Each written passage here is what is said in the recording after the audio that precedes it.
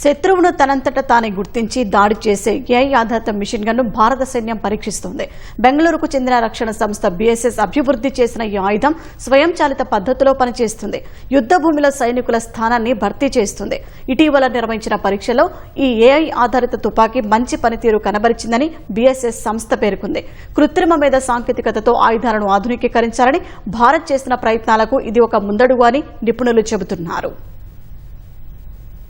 భారత సైన్యంతో కలిసి బెంగళూరుకు చెందిన BSS అనే రక్షణ రంగ సంస్థ దేశ తొలి AI ఆధారిత మెషిన్ గన్ ట్రయల్స్ నిర్వహించింది. ఈ నెల 1 నుంచి 8 మధ్య ఎత్తైన ప్రదేశంలో ఈ పరీక్షలను చేపట్టింది. 14,500 అడుగుల ఎత్తులో పరీక్షలు చేపట్టారు. ఈ తుపాకీ గరిష్టంగా 1000 మీటర్ల వరకు లక్ష్యాలను గుర్తించి దాడి చేయగలదు. వెలుతురు తక్కువ ఉన్న సమయాల్లో థర్మల్ ఆప్టికల్ సెన్సార్ల సాయంతో లక్ష్యాలను గుర్తిస్తుందని BSS సంస్థ పేర్కొంది. ఎన్క్రిప్టెడ్ కమాండ్ లింక్ సాయంతో మారుమూల ప్రాంతాల్లో కూడా దీన్ని ప్రయోగించవచ్చని తెలిపింది. తద్వారా సైనికులను మోహరించే అవసరం ఉండదని వివరించింది. ఈ తుపాకీ స్వయంచాలిత పద్ధతిలో బంకర్లలో 21 రోజుల పాటు పనిచేయగలదని BSS సంస్థ వెల్లడించింది. ప్రత్యేక వ్యవస్థ ద్వారా సాయుధ వాహనాలు, నావికా దళంలోని యుద్ధ నౌకలపైన ఈ ఆయుధాన్ని అమర్చవచ్చని తెలిపింది.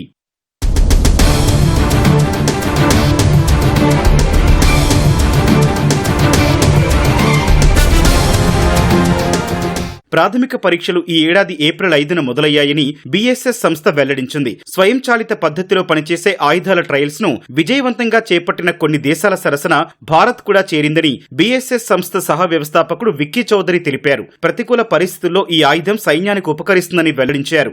AI ఆధారిత మెషిన్ గన్లు ఆధునిక యుద్ధాన్ని పూర్తిగా మార్చివేస్తాయని BSS సంస్థ తెలిపింది. ప్రస్తుతం $10,000 విలువ చేసే డ్రోన్ ను $1,00,000 విలువ చేసే క్షిపణితో కూల్చివేస్తున్నామని, AI ఆధారిత మెషిన్ గన్ ద్వారా $10 విలువ చేసే బుల్లెట్ తో కూల్చివేయొచ్చని వెల్లడించింది. తేలికపాటి మెషిన్ గన్లను పెద్ద ఎత్తున సమకూర్చుకోవాలని భారత సైన్యం భావిస్తోంది. 2020లో ఇజ్రాయెల్ నుంచి 16,479 నెగేవ్ తుపాకులకు భారత్ ఆర్డర్ ఇచ్చింది. సైన్యం మాత్రం 40,000 యూనిట్ల అవసరం ఉందని నివేదించింది. ప్రస్తుతం BSS అభివృద్ధి చేసిన ఈ AI ఆధారిత మెషిన్ గన్ సైన్యం అవసరాలను తీరుస్తుందని నిపుణులు చెబుతున్నారు.